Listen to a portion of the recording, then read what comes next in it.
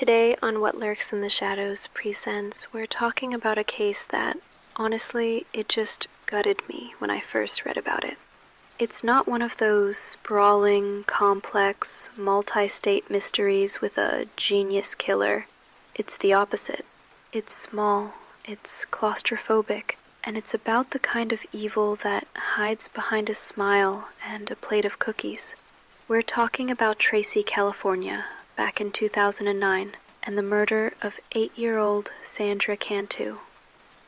This case is a straight-up betrayal. It hits that primal fear. What if the monster isn't in the woods, but right next door? What if the monster is someone you trust with your kids? So let's get into it. First, let's talk about Sandra. She was 8, a third grader at Jacobson Elementary. Photos of her, she's all smiles, missing front teeth. Just a bright, happy little kid. Her family described her as vibrant, loved skateboarding, loved playing with her friends. She'd just gotten a new pink bike. She was a kid, you know, a normal, happy kid. She lived with her mom, her grandparents, and her aunts at the Orchard Estates mobile home park in Tracy. And let's pause on that for a second. A mobile home park. I don't know if you've ever lived in one, but it's its own little world. It's not a sprawling, anonymous suburb. The homes are close. You know your neighbors. You know their cars, you know their schedules, you know whose dog is barking. It's a community, for better or worse. And that's the foundation of this entire story. Trust. You trust your neighbors. You let your kids play outside. You assume they're safe within that little bubble. And on Friday, March 27th, 2009, it was just a normal Friday. Sandra gets home from school.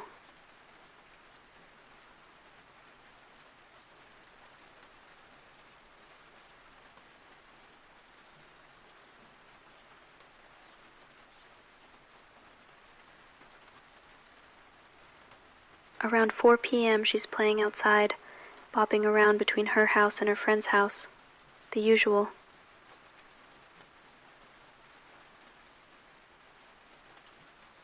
And then, she wasn't. Her mom Maria starts calling for her around dinner time. No answer. She checks with the friend. The friend's mom says, "Oh, she left hours ago." That's when the panic sets in. That cold, sharp panic that every parent dreads when you know something is wrong. They call the police immediately. Well, I have a missing daughter. Okay, how old is she? She's 8. When's the last time you saw her? Oh, it was about 3. She told me she was going over to this one girl to play, and she hasn't been home. And I went looking all over. The search began almost instantly. And this is where you see the best of that community. It wasn't just a couple of cop cars. The entire mobile home park, the entire town of Tracy mobilized. Hundreds of volunteers, neighbors, friends, people who had watched this girl grow up, all out there with flashlights, combing fields, knocking on every single door. The police are doing their thing. They pull surveillance footage from a camera on a nearby property, and they find it. The last known sighting of Sandra Cantu. The footage shows her just skipping, walking past the home of a neighbor.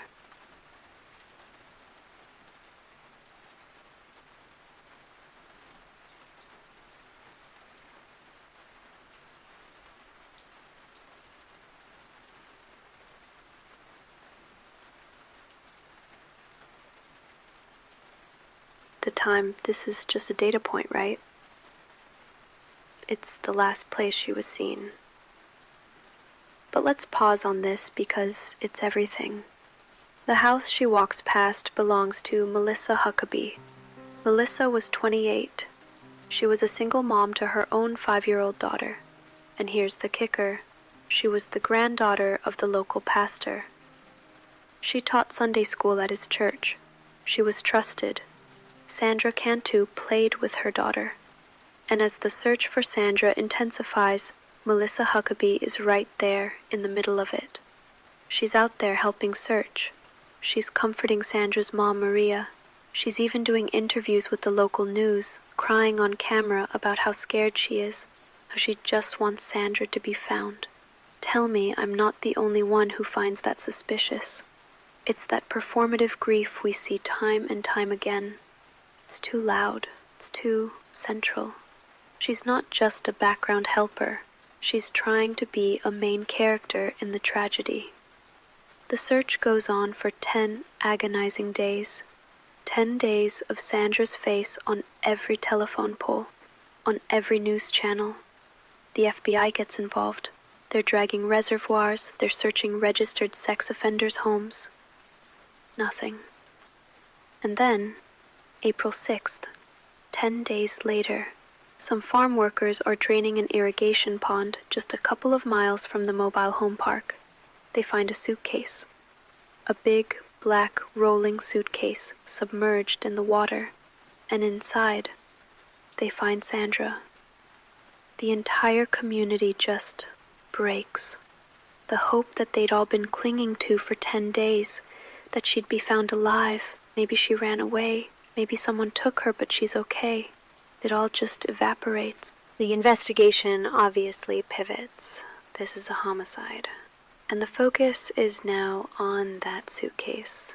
It's a Samsonite brand rolling bag, and the police get a tip, a massive tip. A woman from the mobile home park tells police, "I recognize that suitcase. It's Melissa Huckabee's. I know it is because her name is written on the inside." Boom. Police zero in on Melissa. And this is where the story goes from tragic to just bizarre. As the investigation is unfolding, but before the suitcase is publicly linked to her, Melissa starts acting even more erratically. She goes to the police with a story. She says she was the victim of a crime. She claims that just weeks before Sandra disappeared, her own 5-year-old daughter was kidnapped and then mysteriously returned. No police report was ever filed, of course. Then she tells them she found a note, a handwritten note, on the ground near her church. She claims the note said, "Cantu, locked in stolen suitcase, thrown in water, Tracy." Honestly, that doesn't sit right with me. It's the most pathetic, clumsy attempt at misdirection I've ever heard. It's like something a 5-year-old would make up. Who does this? Who plants a clue that points directly to the exact circumstances of the murder? Someone who thinks they're smarter than everyone else, and someone who is desperate to be the one who solves the case. But wait, it gets weirder. The day Sandra disappeared, Melissa had apparently drugged her own daughter and another child she was watching with a muscle relaxer in some Kool-Aid. Why? We don't really know. Was she practicing? Was she trying to get them out of the way so she could... What? I've got a theory, and you're probably going to agree. This was never about a stranger. This was about Melissa. Everything was about Melissa. They arrest her on April 10th, and her story just crumbles. She confesses. She admits she lured Sandra into her home. It was an accident. I told you it was an accident. I know it was. Accidents happen. I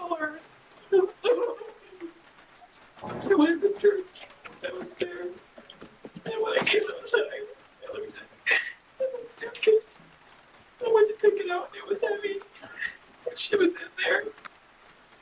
And she wasn't breathing or anything. What did she look like? She looked pale. And I killed her. Huh? I thought that she was dead.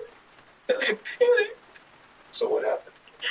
I tried to wake her up and she wouldn't wake up. And I didn't know what else to do. Huckabee lured Sandra from the mobile home park into Clover Road Baptist Church, where Huckabee taught Sunday school. Evidence later showed that Sandra was murdered inside the church building. The autopsy confirmed that Sandra died from homicidal asphyxiation, and prosecutors stated that the killing occurred at the church before Huckabee concealed her body in a staircase and disposed of it in an irrigation pond. But the autopsy also found other injuries. It was a sexually motivated crime. This wasn't a kidnapping for ransom gone wrong. That whole note was a fantasy. This was something much, much darker. She had lured Sandra in. She murdered her. She stuffed her body into that suitcase. Her own suitcase, with her name in it, and then drove it to that pond and dumped it. And then she went home, and she played the part of the grieving neighbor for 10 days. She hugged Sandra's mother, so why? That's always the question, isn't it? Why would a 28-year-old Sunday school teacher, a mother, do this? The prosecution, the investigators, the psychologists, they all pointed to a few things. She was known to be a pathological liar. She had a history of, let's call it, erratic behavior, bizarre medical claims, setting a fire at a hospital, the faked kidnapping of her daughter. She was apparently failing out of nursing school. She'd been arrested for petty theft. Her life was not the shiny, perfect pastor's granddaughter image she tried to project. You know what I think this really was? This was about attention. This was a woman so pathologically desperate for drama, for the spotlight, that she was willing to create a tragedy. Think about it. She inserts herself at every stage. She's the grieving neighbor. She's the victim of a previous fake kidnapping. She's the one who finds the note. It's that twisted hero complex.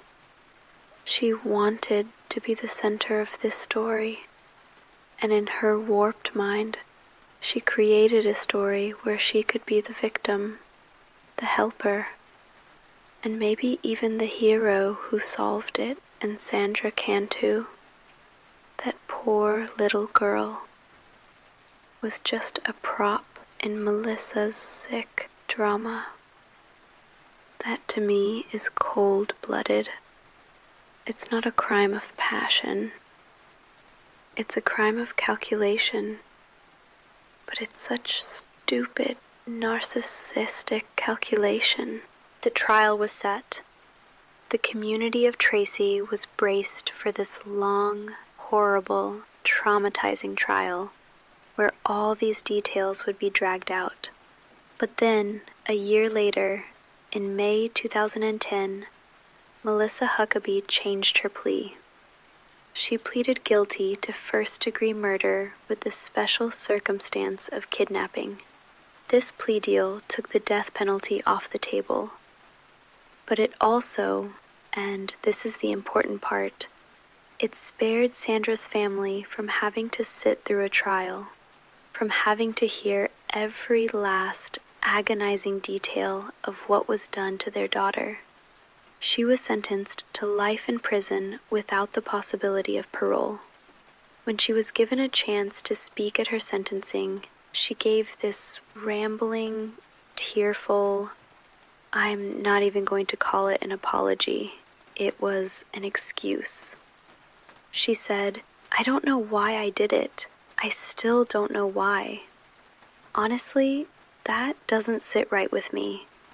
I don't buy the I don't know defense. You know you're a liar.